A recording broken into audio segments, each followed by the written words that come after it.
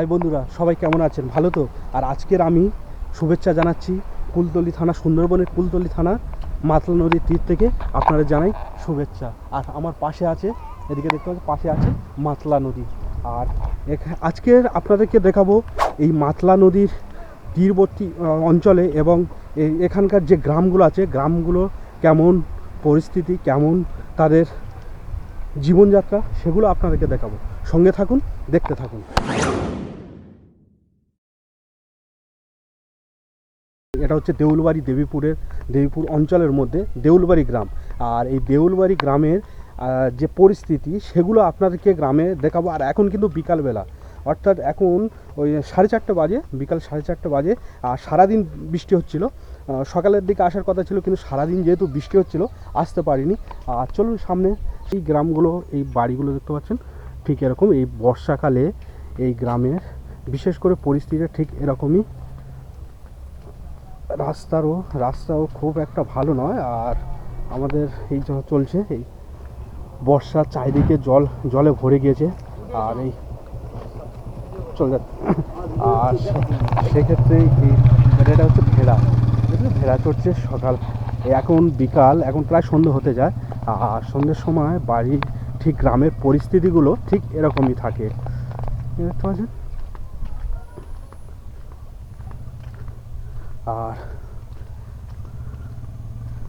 আর এই গ্রামের একটু তুলে ধরার চেষ্টা করব, এই গ্রামের পরিস্থিতিগুলো যেরকম এখন, বিশেষ করে বর্ষার সময় কেমন থাকে সেগুলোকে আপনাদেরকে দেখাবো।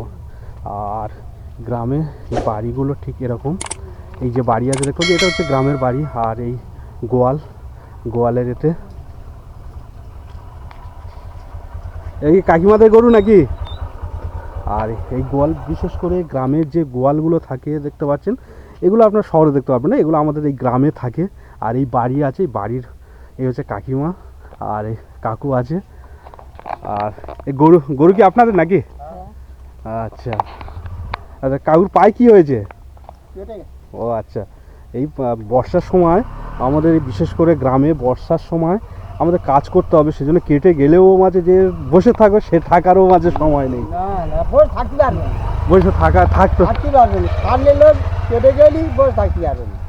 যতক্ষণ খাটা ততক্ষণ খাওয়া। না খাওয়াটা 8 বছর খালি, 8 বছর বসে খাওয়া দাওয়া, বসে থাকতে পারবে না। আচ্ছা আচ্ছা, মানে কাজ করে করে একটা নেশা হয়ে গেছে ছোটবেলাতে। এদিকে দুধ দেওয়া হবে নাকি? হ্যাঁ।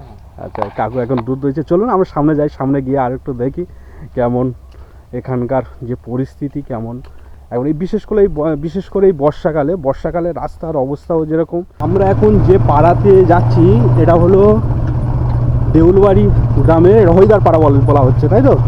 হ্যাঁ, হইদার পাড়া। আর হইদার পাড়া এই রাস্তার অবস্থা এরকম। আর চারিদিকে জলে ভিজে গেছে। চলো সেই ওখান থেকে উঠবে।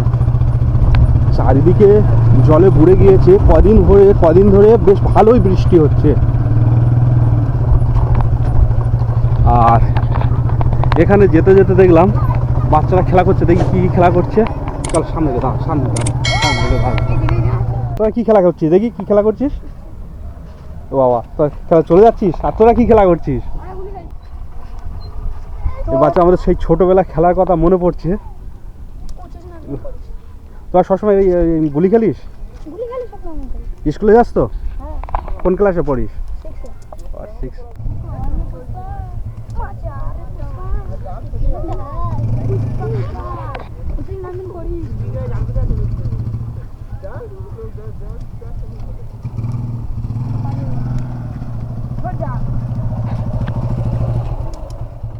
বর্ষার সময় এখানে কি মাছ পড়েছে? ওঠে জাপানে ফুটি। এই বর্ষার সময় বিশেষ করে এই বর্ষার সময় এই মাঠে এরকম জাল পাতে, এগুলোকে কি ইলিশ, কি জাল বা কারেন্ট জাল বলে না?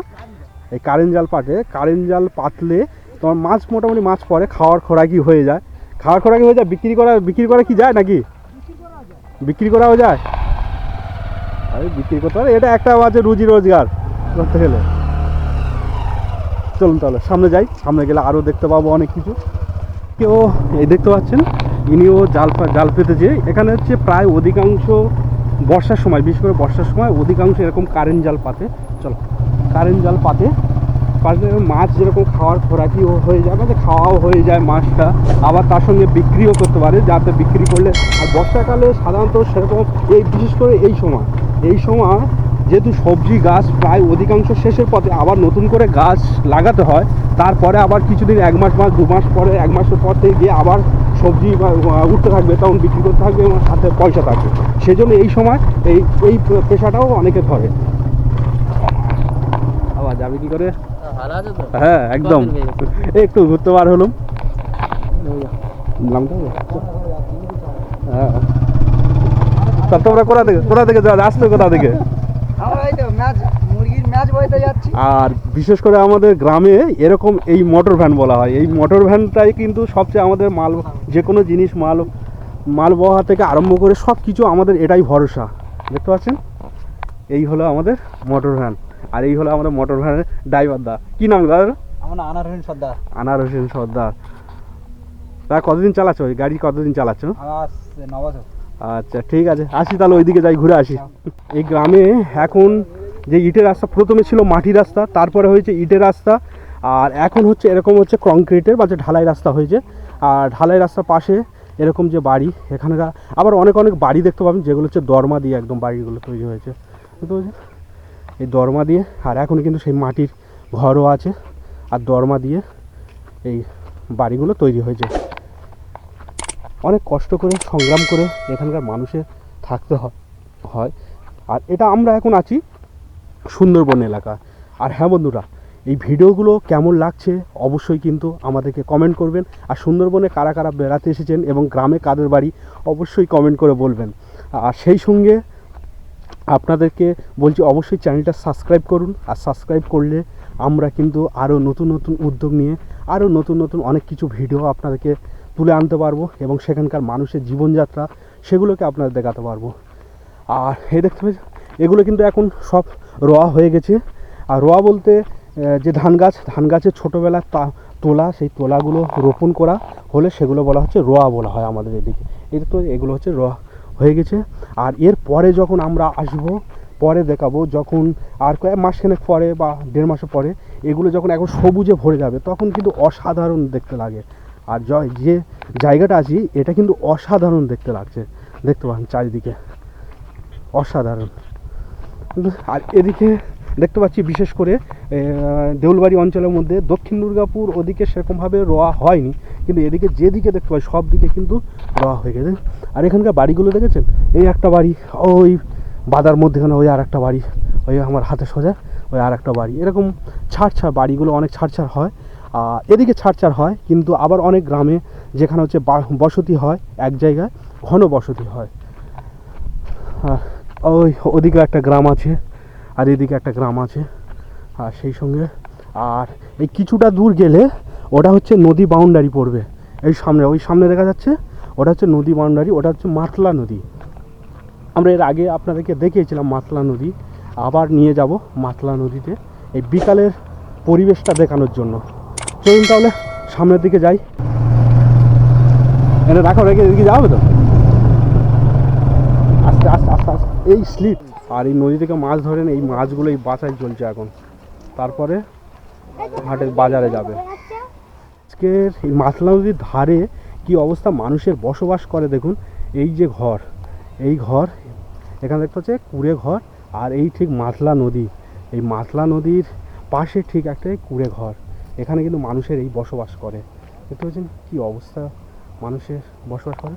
আর এখানে কিন্তু অনেক গ্রাম আছে, আজকের আর সময় হবে না ঘুরে দেখানোর, আপনাকে অন্য একদিন নিয়ে আসবো, আপনাদের এই গ্রামগুলি ঘুরে দেখাবো। আর রাস্তার অবস্থা একটু আপনাদেরকে দেখাই, এই আর রাস্তার অবস্থা। আর আমাদের হেঁটে যেতে হচ্ছে ঠিক এই কাদা পা, জুতো পরে যাওয়ার অবস্থা নেই। আর আমাদের এরকম মানুষের এখানকার মানুষের কিন্তু এটা দৈনন্দিন জীবনযাত্রা। আর বন্ধুরা, সেই সঙ্গে ভিডিওটা আজকের এখানেই শেষ করছি।